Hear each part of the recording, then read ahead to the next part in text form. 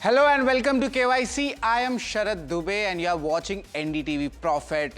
Now let's guess the company which will be coming at KYC today, where we will decode the company and also ask the management about the key questions. It's a North Indian based sugar industry. Of course, the list is a bit higher. Let's narrow it down. Also, the second clue is it deals in ethanol and grain processing as well. And I'll give you one more hint, and that is there are large clients such as you could say Dabur and all, Britannia, ITC, which are there. Stock is also down almost more than 20% this year itself. So the company in question is Gulshan Polyols. Yes, it's a sugar industry related theme stock, and that is why we are asking this question, that why we have got this company. Of course, there has some promoter buying also coming in, but the question remains is, will this ethanol demand shape up for the next 3 to 4 years? Will it be on the higher side? If yes, will the company be beneficiary? And what will be the key process about it? The second question we'll ask is, what will be the key numbers for the next sugar season? And that's what the government has also given out some important numbers. And how will the company benefit from this structural change from canes to the grain structural shift? What are the key products they will be actually introducing? Overall, what will be the plan to expand the existing ethanol production capacity? That's also something which the street wants to ask. And companies targeting a top line of 2,300 to 2,400 crore rupees. How will they get that? Are the growth levers in place? That's the question to ask. And last but not the least, what would be the outlook on the ethanol segment, the pricing and the margins for Gulshan Polyols? Of course, this stock has taken, you could say, some kind of a beating in this 1 year itself. But let's just talk about the company, what it actually means. And looking at these companies, about the company is very much important. We have given you some hints, but let's go much more into the details about the company, what this company is all about. We're looking at it, it's a North Indian based company, and this manufacturers of biofuels as well as ethanol. There are a lot of other sugar derivatives also which the company is focusing on. But let's focus on the specialty portion. That's the mineral based as well as grain based products which are there, which would be in focus. Looking at this company itself, it has a history of more than 3 decades. So that is something very much important in this type of industry. And there are 3 segments which actually it's focusing on. The first is ethanol distillery, second is grain processing, and the third is the mineral processing. That's of course on the lower side when it looks at the overall contribution. But the segmental revenue, that's what I was talking about, 59% comes from the ethanol segment. The remaining 36 odd percent comes in the grain processing, and 5% comes in from the mineral processing. Up next, if you look at the ethanol and distillery segment, they have one unit in Madhya Pradesh, that's around 60 KLPD, and the second unit is around 500 KLPD, that's kiloliter per day. That's a very important measure to find it in the sugar industry. Unit 3 is in Assam with an important capacity coming in. Also going ahead, ethanol and distillery, after this there's a grain processing segment, that's in Uttar Pradesh. Largely, most of the sugarcane setup or the sugar related industries comes from this top company. Gujarat is also producing sorbitol, that's around 70% solution from this segment, and different units are spread across India, which includes UP, HP, Rajasthan, West Bengal, and even Himachal Pradesh. Also, looking after the mineral processing, the product portfolios are very much important. Ethanol is something which we have discussed a lot, but there are other derivatives also. There is starch, there is calcium carbonate, there is country liquor, and company does have its own brand of alcohols as well. Agro-based animal feed, that's a very interesting segment which the company has picked up, but it's very small. The user industries, pharma and personal care products are there. Tires, rubber, plastics, and paints make it to the list. I had given you a hint also that there are some large players involved as clients as well. This also includes agrochemical and food agriculture products as well. Also, let's look at expansion plans. What's the future going ahead for? And they're trying to expand in the distillery segment, and a capex is also being announced by the company. Looking at the capacity expansion, that's very much important when it comes to the manufacturing capacity of the chemical space. Overall utilization is coming of 810 KLPD distillery in FY26. This is a very important number when you are actually judging this company itself. So this is the total picture about the company. But this entire show, I want to explain you that how the KYC segment actually works. We have 8 parameters where we give ratings to the company, and let's get them one by one. Which are the important parameters which should be in focus? This includes the income statement, balance sheet, cash flows, return ratios. These are the numbers which you look at, but apart from that, this also includes shareholding, how it's actually panned out, and street cred, the stock price movement. Has this company actually given returns to the investors? Short term, medium term, long term, we give you all the details. Apart from that, we compare the peers, valuation, and last but not the least, one of the most important thing is the company's outlook. So these are the 8 parameters where we judge a company in our show at KYC. And without further ado, let's start by the first parameter. It's one of the most important parameters, income statement. Look at the revenues of FY24. That has actually gone up to 2020 crores, and the 3-year CAGR and the EBITDA, that has been very strong, and that's more than doubling of these numbers have come in. Net profit, let's look at the numbers. Remember, it's a low margin business, and that's why we are seeing a kind of a up move coming in. Q2 numbers, this is also very much important, but this is a bit mixed if you look at the sequential numbers, and that's where my concern comes in. Otherwise, the numbers have been very strong. Net profit is also decent, 23% growth coming in. Year on year, the base was also low. That's why we are seeing some kind of, moves happening. Margins also, the trajectory, that has been really wonderful. FY23, it was 7.5%. It's back to that trajectory in the second quarter. So over the last 2 quarters itself, there has been an increasing margin trajectory as well. So overall, the key concerns I still have when it comes to the Q2 numbers and outlook going ahead, especially on the financials. So because of that reason, I have given a neutral rating for the income statement. Also, let's look at the balance sheet, how actually things are panning out. And if you see, largely, the equity base has remained stable. The book value has slightly gone up. The borrowings, that has been a bit of my concern, but the company is expanding. Remember, they are taking capex plans. So it's necessary that the borrowings might go up. It's around 449 odd crore rupees. Cash and bank balance is very much important. And that becomes my concern as well. It's just 3 odd crore rupees. That means it's a very capital intensive business. Not so much cash accounts is there in the books as well. So net from my study onwards, balance sheet, I will give a neutral rating. So we have done income statement, we have done balance sheet. Both of them have got neutral rating. But let's move on. Let's go for the third parameter, which is also very much important, and cash flow segment. This is a lumpy industry. So we might see cash flows changing here and there, be it operating cash flows or even investing and financing cash flows. And let's put it up here, operating cash flows, that has actually done well from FY24. It's around 42 odd crore rupees. That's the amount which you will be seeing. Apart from this, the PAT numbers, that has been decent. One of the important numbers to look at is the cash flow conversion to the PAT numbers, and that has been on the higher side. It's around 168%, so that's something which I am liking. But the net cash flows over here, it was negative. So there has been a positive move. This was negative in FY23, FY24, FY25, it's positive. And you can see the H1 numbers also on the elevated levels as well. So net for cash flows for Gulshan Polyols, I'll still give neutral because a clear breakout in the financial trend numbers has not come out yet. There has been some improvements and there has some questions still to be asked to the management as well.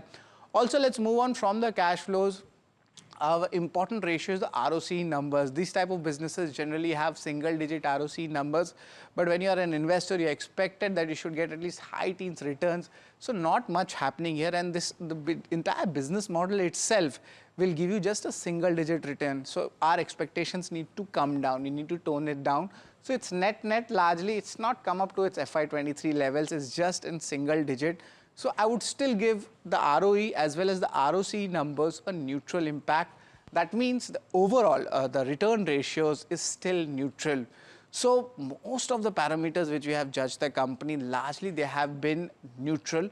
But let's look at the shareholding. Has there any movements happened? And that's a key area of concern for me. FIs and DIs, this constitutes both the institutional participation, and look at it. It is just below that 1% mark. That means no major institutional presentation is there in the shareholding.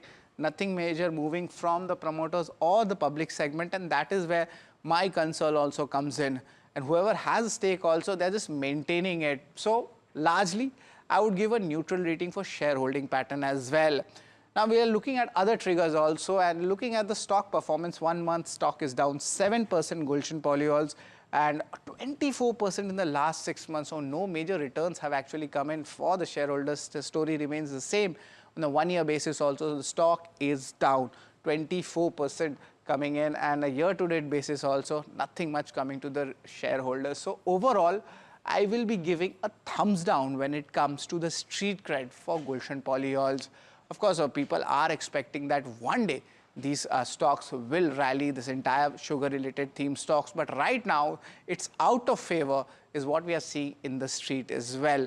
But let's move on to another rating parameter also. Let's look at the valuations, what it actually means.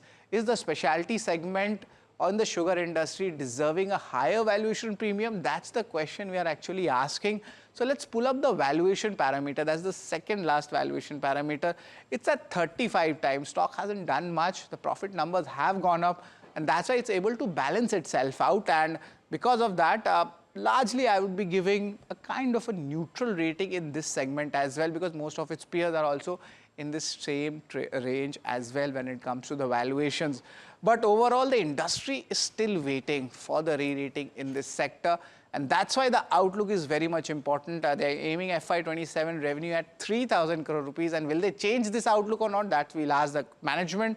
They're targeting 2,800 crore revenue at a 80 to 90% utilization. So that's an important question to be asked as well. And also the EBITDA margin, that's around 10% whole segment they have given for the whole year as well. So overall, for the outlook segment, I will be giving a strong +1. But let's give the rating parameters. Nothing very eye-popping and nothing very stressful also. And that's why I've given 4 important ratings, a neutral one. Looking at the other 4 rating parameters, street credit has been my concern because no major returns have come to the shareholders. Valuations largely neutral, and shareholding, nothing has changed much. The only thing which matters for me is the outlook, and because of that, I've given a strong thumbs up. It's 4 out of 8, the KYC rating I have given for Gulshan Polyols, and largely this is a neutral rating and a middle number for most of the companies which we give the KYC rating for. We are now joined by Aditi Pasari. She's the Joint Managing Director at Gulshan Polyols. Thank you for giving us your time, Aditi, and a very good afternoon to you. The management overall is expecting a roughly 20% revenue growth in FY26, and if I'm not wrong, the capacity utilization is 80 to 90%. Looking at the current industry and even the sugar industry outlook for the next season, which is already out in the markets, will you change your guidance or will you stick by this guidance which is there here? Hi, good morning, Sharad, and thank you, NDTV, for having us on the show and discussing our company on this very special show, Know Your Company. So yes, we have given the guidance of 2,300 crores to 2,400 crores for FY26 as top line. And yes, we can also already see the half year has already gone by, and we are very much in line with what we have been talking. So yeah, we are very much in target, and we should be able to achieve the targeted revenue. And Aditi, the margins also, the ethanol segment, the street wants to know, will it be 8 to 9% only on a consolidated basis for the whole year, or is there any kind of a pressure in this segment, in the margins front? No, in fact, we are seeing some kind of the pressure has eased off on the ethanol segment for us, and this is especially owing to the release of FCR rice by the government in the ESY 25-26, where the government has made it mandatory for ethanol producers to lift 40% FCR rice to produce ethanol, which as a result has eased off the pressure on the other raw materials, which is broken rice and maize, and created a kind of grain liquidity in the country. Thus improve the availability of raw material and also soften the prices. So hence, it will have a direct impact on the operational margins of the company in the ethanol segment. Aditi, if you can give me a number, will it touch the double-digit mark? The ethanol segment alone, yes, we are quite confident. The second half of the year, we should be looking at a 9 to 10% operational margin on the ethanol segment alone. Well, yeah. I would also like to add to that, apart from the operational margin, we are also expecting state incentives, which are going to get factored in the second half of this financial year, in terms of PLI for our MP plant and also some state and central incentives for our SAM plant. So they should all add up to the bottom line. And Aditi, and another industry-specific question, and this is asked a lot of times, but I'll still ask. There is the country's E20 blending roadmap that's already on. How you are seeing this industry pan out in the next 3 to 4 years? Any hiccups is there, or the road is going to be very smooth? So country has already achieved 20% blending, that we already know, but it doesn't stop here. This was basically the first milestone to check the industry readiness, the availability of raw material, and the investor capability. All right. You see, Yeah. last, Yeah. Please go ahead. You see, in 24-25, the government saved 40,000 crores on forex by substituting imported crude oil by ethanol blending, and 50,000 crores was infused into the rural economy. So if these figures are in place, and if we see the ethanol, the whole vision of the ethanol policy, it was actually in line with Brazil, where they are blending about 55% of ethanol into petroleum. So going forward, we don't see the blending to stop here. In the very near future, 24 to 25% is very much possible with the current engines, and we are expecting the government will be doing that. And parallelly, it's also going to be working on reducing flexi fuel vehicles. So the ultimate goal of the government is going to be to save about 2 lakh crores on foreign exchange by increasing blending of their total budget of 22 crore per year. Aditi, there is a burning question. Of course, rupee also at its record low levels, and government, as you pointed out, reduction of forex outgoes. That is something which the government is targeting. So can we expect, some more schemes or in your industry which is there, which will actually reduce that? Are there anything in the offing or any expectations you are getting from the budget, from your industry? No, as I said, we are quite hopeful that the blending will increase in the near future, because you see this program is for the country. It's for the farmers, benefiting the foreign exchange, creating employment, and also decreasing the CO2 emission. So in every way, it is a policy for the country. And Aditi, are you planning to expand your overall capacity expansion? Because we discussed earlier your existing capacities, but when a company hits that 80 to 90% capacity utilization, so there is some more announcements in the capex front. If yes, what would be the amount? And if no, what's those timelines for it? So you see, we have a total capacity of producing 26 crore liter of ethanol in a year. And our current order book is about 17.5 crore liter, which we are expecting to go up to 20 crore liter with additional cycles, OMC tenders, which will be coming in very soon, very shortly. Still, we have capacity of about 20 to 25%, which can go up with our current infrastructure.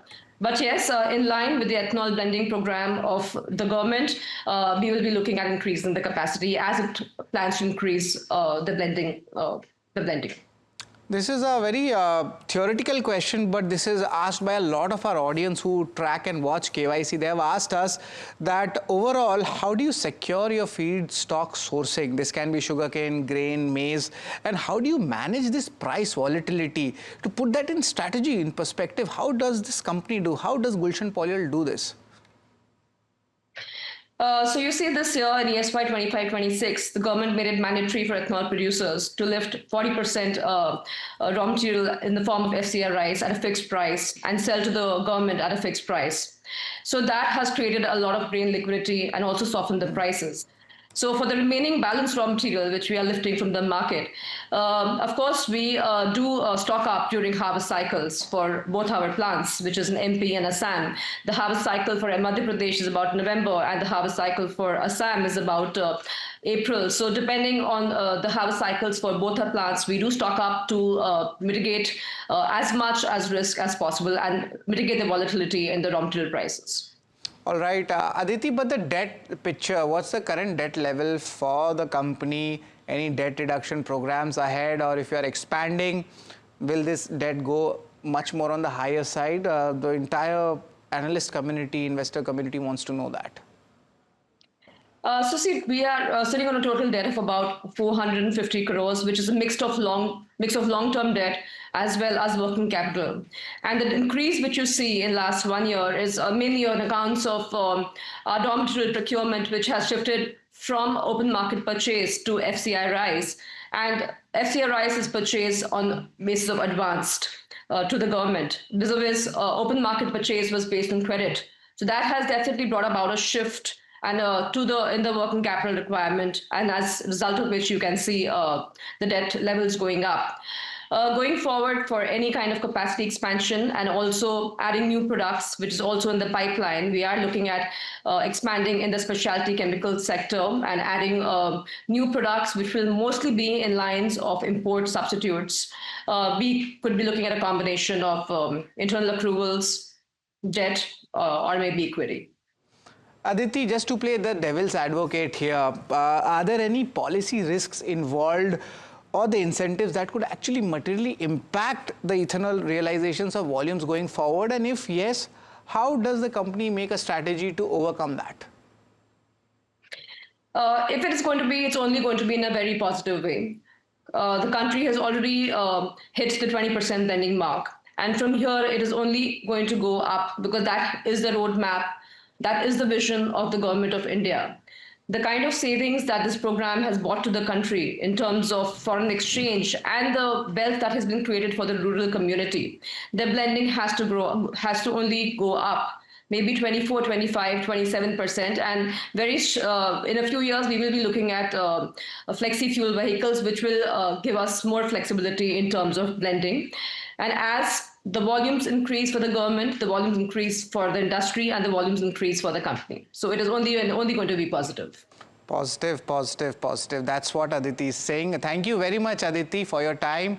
And speaking about Gulshan Polyols and the industry perspective going ahead, and remember the next season's sugar numbers are also getting out from the government as well. So this might be an interesting theme, sugar-related ancillary theme going ahead, of course, with the government push. So that's all, folks, today for Gulshan Polyols at KYC. Stay tuned to NDTV Profit.